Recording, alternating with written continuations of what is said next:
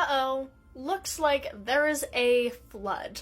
That sucks, but you know, at least all of those pesky ants are gone, right? Oh, but what's that? Floating on top of the floodwater? Why, that is a floating mass of fire ants, forming something that is called an ant raft. In flood conditions, the underground fire ant colonies also often get flooded, and instead of just dispersing off on their own like any normal insect, fire ants, specifically fire ants, do this thing where they get clumped together due to something called the Cheerio effect. Yeah.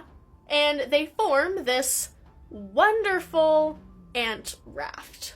Fire ants, much like Cheerios, tend to clump together when floating on top of a liquid, like milk or floodwater, which is a wonderful sentence to be saying out loud. And on both of the Cheerios and the ants part, this is pretty much completely involuntary. When a number of ants are close together floating on the surface of the water, again, specifically fire ants, there is an effect produced by fluid dynamics with a lot of physics that I'm not going to get into that causes these ants to clump together in up to their whole colony. It can be as few as 10 ants and as many as a horrendous number of them, again, basically a whole colony. These ants get forced together and then they grab onto each other with their legs, forming this very large,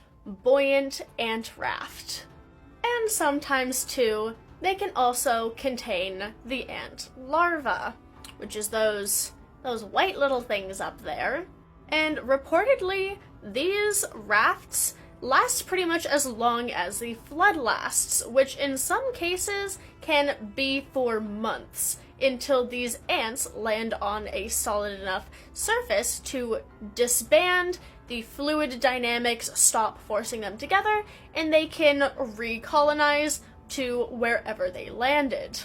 And these rafts reportedly are not the safest things to be around for you as a human, because these ants really, really do not want to be in this raft. Ideally, they will not be in this raft at all, so when they come in contact with something solid, like a person poking them with a stick, or touching them, or getting bumped into, the ants will do their absolute darndest to get onto that solid object, crawling up your oar, or stick, or pants leg. And again, these are fire ants, so they bite, and that bite hurts. So if you see one of these, do not touch it.